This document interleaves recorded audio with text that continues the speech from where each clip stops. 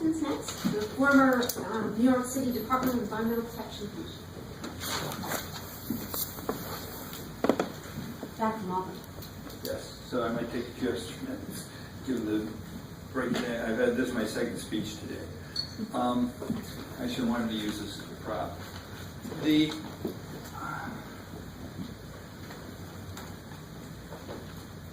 As Commissioner of the Department of Environmental Protection, I saved this water. Thank you. That's how I got into the fracking debate, to protect the watershed program, which I developed, which was a partnership of the kind we heard talked about. You know, good regulation, people doing model stuff, and the farms, et cetera, et cetera.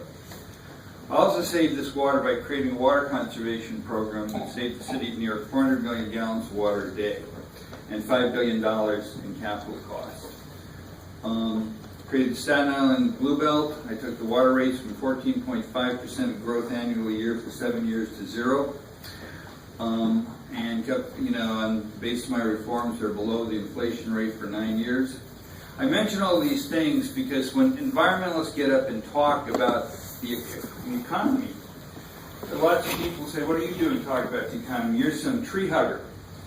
Well, as I used to tell my staff, behind this tree-hugging gentle exterior, there's a serious person. And serious persons look at these issues economically. Now, I want to take the first thing that there's an eventuality that's going to be fracking in New York. Not if you believe in democracy. There's not going to be. This whole state is organized against fracking. The anti-fracking movement in this state is the most sophisticated citizen movement I've ever seen anywhere, anytime, any place. Until you go back to the civil rights movement of the 1960s. There are over 100 communities in New York that have banned fracking. Cooperstown, good old Republican conservative Cooperstown, you can't walk down the streets and find anyone who supports fracking. They know what fracking will do to their tourist industry. You have organic farmers, you have wine growers, you have retirement communities, you have property values. And the reason is all of these people know that it's not only a health problem, it's not only an environmental problem, it is a landscape problem. As Paul suggested, fracking changes the landscape. Fracking is, to be blunt about, a scorched earth, take no prisoners approach to a rural landscape. And this is why so many people in upstate New York are so bitterly fighting. This is why democracy is what's at stake here. Now, in terms of facts, I missed the first speaker who said that the evidence against fracking is only anecdotal.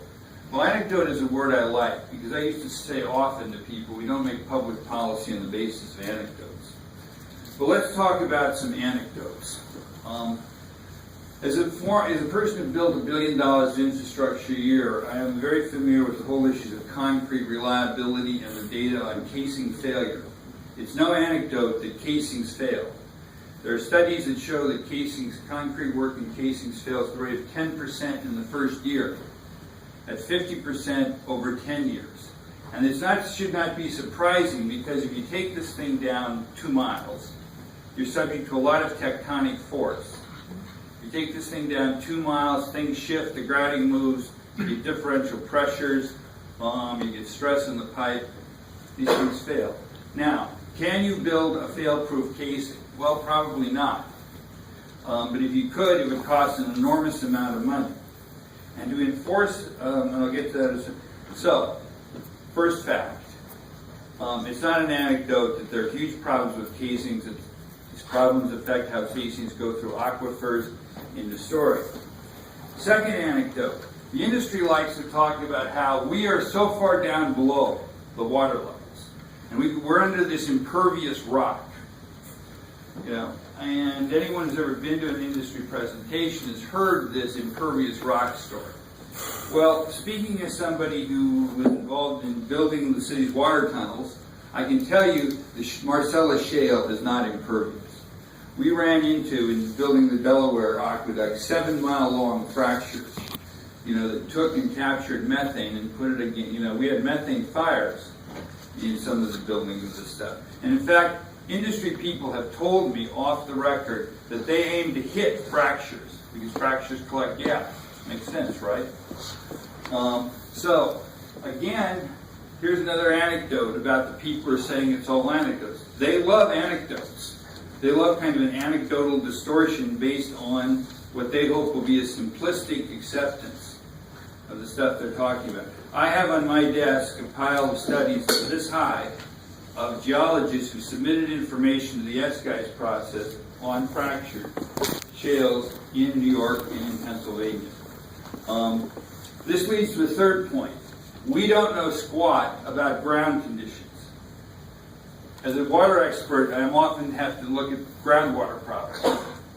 The amount of information on groundwater in the United States is appallingly bad. Unfortunately, most of it happens to be held by the oil and gas industry, which treats it as proprietary and doesn't share it. So when we plan things like deep injection wells, the truth of the matter is we often have no idea where they will go. And in fact, as Paul said, it's not just that we're dumping all this fracking fluid in deep injection wells. Any well is a deep injection well, because that well is putting down into that well a mixture of chemicals and potential pollutants that means it should be treated as a deep injection well. Connecticut has a lovely law that basically bans fracking because it treats a fracking well as a deep injection well. It says you can't just go around the landscape sticking these in any place. You've got to have some hydrogeology, that tells you if this is an intelligent place to do it. Now, unfortunately, Connecticut's law is pretty much a dead letter because Connecticut's not going to have a lot of fracking. But that's the kind of, if we were actually intelligently talking about, quote, ideal regulations, that is the regulation we would have. You would treat every fracking well as a deep injection well, and you could only deal with them where we could document that it was safe for these deep injection wells. Now, another anecdote is you heard Paul and you heard some of the other speakers talk about fracking fluid. The industry hasn't a clue about what to do with fracking fluid. They can maybe put it through membranes, they can try and recycle it, but if you take this stuff out of the fracking fluid, you got to put it someplace. You got to landfill or dispose of it, and it's got things in it like NORM. NORM is a word for normally occurring radioactive materials. You dump fracking fluid into any kind of water body, the NORM will settle into the sediments. There's some interesting research being done on this at the moment. So when I started being involved with the fracking issue, because of my experience in brokering deals, like brokering in the watershed, like brokering with the real estate industry over water conservation, my initial impulse was, we regulate this thing right, we can do it.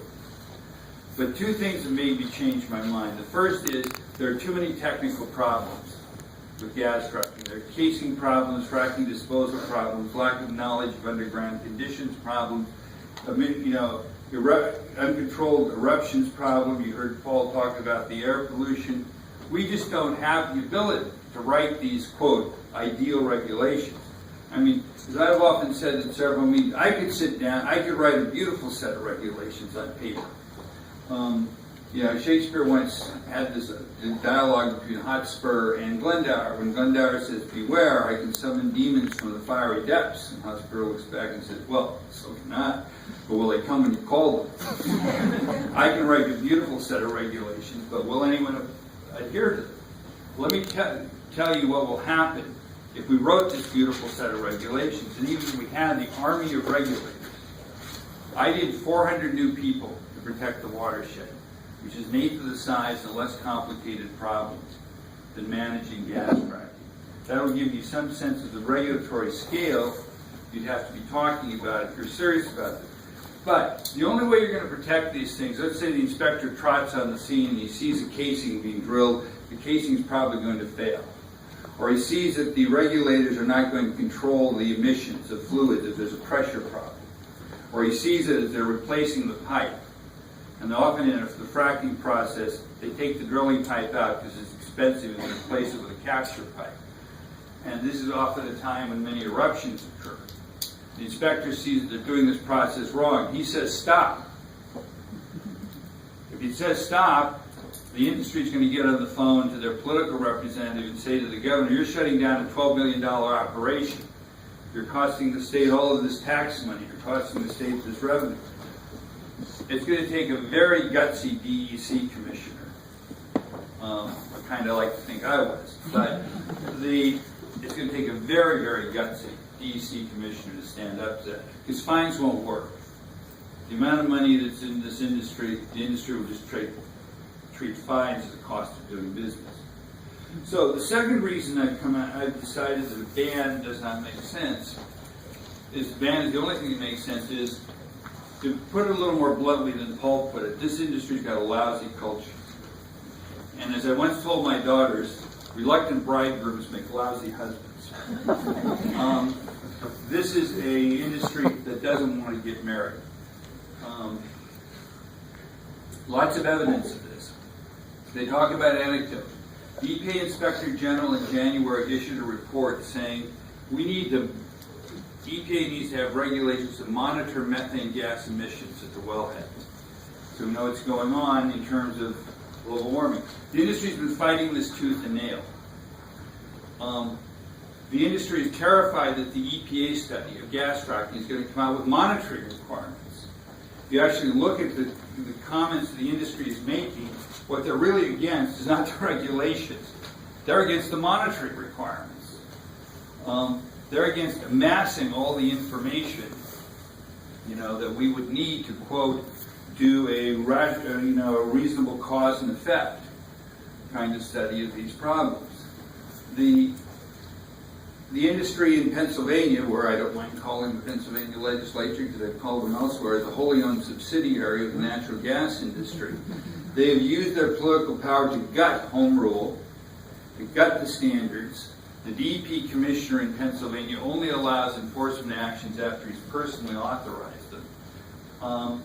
This is an industry that is prepared to sit down and work on, quote, good regulations, turn the state into a model of gas fracking. I don't think so. One of the things I had to do as DEP commissioners take over a 6,000-person agency that had a totally different culture. In fact, when I was first appointed, they put little notes on the bulletin board saying, an environmentalist has been appointed to head this agency. Terrible news. I remember the first day I was there, I got up and said, it's not clear to me why knowing something about the environment is a liability and running an agency called the Department of Environmental Protection. But trust me, we will all get used to each other, and they did. So basically, this is an industry that's a lousy institutional culture. Their culture is not that we go out and deliberately pollute. Their culture is we're paid to get the product out. Getting the product out is a rough and ready business. Society wants us to get the product out, and it's true. We empowered the fossil fuel industry for many years because our culture depended upon it. Cheney did this industry no favors by empowering them to kind of ride roughshod over the kind of environmental regulations that your dry cleaner has to follow. Cheney essentially gave this industry the belief that they were golden. Out in the West, this industry has had a very misleading experience, because most of the experience in the West is on public land, which I might add is grossly under-rented to them in terms of lease prices. We're talking about revenue. They've been on public land. It has been dry, flat, and in cities, in areas that basically have not much of an environmental tradition, although they're now developing one. It's very amusing to watch in rural Colorado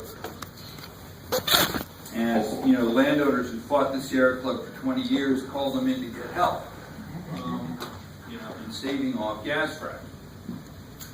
But they came into the East. In the East, it's hilly, wet, privately owned, has a different set of mineral rights and a tradition of community activism.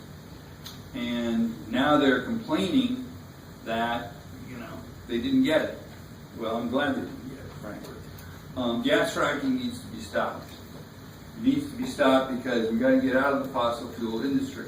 Now, there's other things about gas fracking we haven't talked about. For one thing, the natural gas that comes out of Marcellus shale gas is growing evidence that it contains a very high level of radon.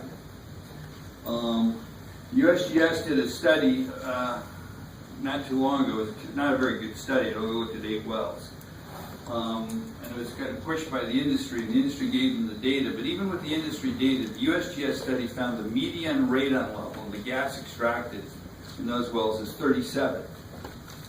Now, That gas will take about half a day to travel to New York City, which means that the gas you will burn in your stoves will go from having a radon level of 1 to 2, which is the current gas we get, having a radon level of 30. You're not going to get radon with your coffee. This is something, as they say, we're doing a forum on this at Cooper Union next week. I hope all of you interested in public health will come and attend, 7 p.m. Tuesday evening. Basically, you need to understand something about the gas fracking debate. If you're for using natural gas, you're for using fracking. 90% of the natural gas in the country in the future will come from gas fracking. There's an emotional disconnect going on politically. The disconnect is between kind of energy specialists who kind of look at the balance of payments issues, energy security issues, all kind of old-time agendas, and say, hey, gas fracking is great. And they do not look at movies like Gasland or Gasland 2, which are the human face of gas fracking. And if you like Darren Brockovich, you'll love Gasland 1 and Gasland 2. The industry kind of claims, oh, these are anecdotal stuff, this is emotional, this is manipulative, it's none of the kind. What it is the kind of personal experience that when I go upstate, I get. It's the kind of personal experience, this kind of fear, this kind of people who have seen their cows die and been able to throw their litters. It's people who have seen, my water used to be fine, now I can light it, but the industry says they're not to blame. Well, the only thing that's changed is the industry has changed. And one of the things about democracy is we believe in the wisdom of the people. The wisdom of the people is if it looks like a duck, talks like a duck, walks like a duck, quacks like a duck, and leaves duck droppings, it's probably a duck. One of the things that the industry is desperately trying to do is obfuscate that simple fact. Another one of my favorites is the industry's. I couldn't believe this when someone from DEC said this. It's only sand and water. What are you worried about with fracking fluid? Let's kind of look at that statement for a second. Yes, it's only sand and water, but I think they need to explain something technically about fracking fluid, because most people don't understand it. The sand is what does the dirty work. But if you put sand just in water, it sinks. So you have to have something to keep the sand in solution. That's why we get this witch's brew of chemicals. I mean, there's other things that these chemicals do too, like kill mold and keep things clean. But the main purpose of these chemicals is to have enough specific gravity to hold the sand in solution until the sand is blasted in the rock. Now, the industry says, oh gee, that's only 1/200th of the solution. But if you look at the toxicities of the chemicals we know, the toxicities are expressed in parts per billion, parts per million. If something is toxic to 10 parts per million, if it's 1 part in 200 in a fluid, you can figure out what that fluid is. Poison. There's another reason why as I say, the industry loves these little kind of quirky anecdotes they're trying to put over on the public. They're kind of self-serving rationales that remind me of my favorite American, well, not my favorite American, one of my favorite Americans, Ben Franklin, who used to say, no man is a rational animal, because he can find a rationale for anything he wants to do. And this is kind of like what we've got with the natural gas industry. It defies description to imagine that an industry that is emitting this stuff, that is plowing into radioactive shale, that has got these kinds of eruptions at their wellheads, that is producing methane. And someone asked about tracers. We don't have tracers, but what we do have is we know what chemicals are only used in oil drilling. There are many people who see these chemicals turn up in their water supply after they've tested them. The industry says, there's no proof it came from us. Well, how did a chemical that's only used in drilling get there if it didn't come from you?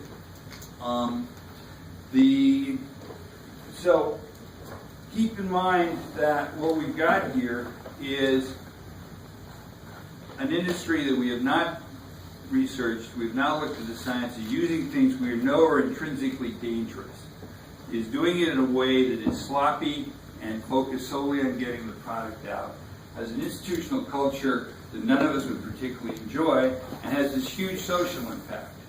I have nothing against 20-year-old males. I was once one myself, and kind of roamed the world. Nevertheless, a single male, 20-year-old, culture, people are trying to run up their hours. They can go home to Texas and Oklahoma, and then buy their house and get married. It's not exactly a socially stable culture. You can go into communities in Pennsylvania, or you can go into communities in the Bakken. I love the quote from one mayor: "We rule the street in the days, but they have the nights." In Chardon, Wyoming, the first thing they built was 2 new jails. It's drugs, you get prostitution.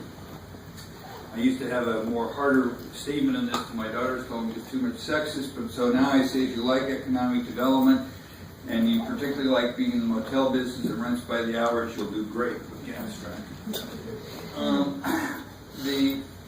Now, all kidding aside though, let's look at, you need to understand some of the economics of this before we close.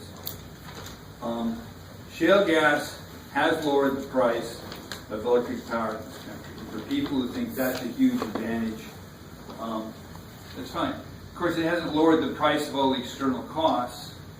Basically, you're getting 6 cents off your utility rate at the cost of the people who live in upstate New York and live in these fracking areas, the cost of all the things we're going to have to do to regulate. The Department of State of Transportation, for example, before the Cuomo administration got on their back, estimated the road damage upstate from all the trucks used in fracking would be over $200 million a year.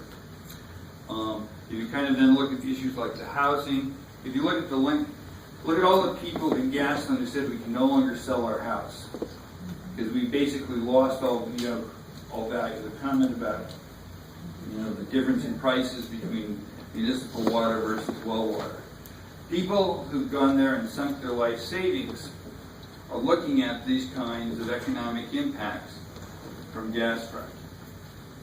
If you like rural New York, you should be, if you like this water, you like everyone else to drink this kind of water. And if you believe in science, because there is no science behind this, and the industry fights science. The industry, it's very, we have this kind of thing that basically we try to say when people are raising issues like health or raising issues like NIMBY, which reminds me, I love NIMBYs. Couldn't trust anyone who didn't love their own backyard.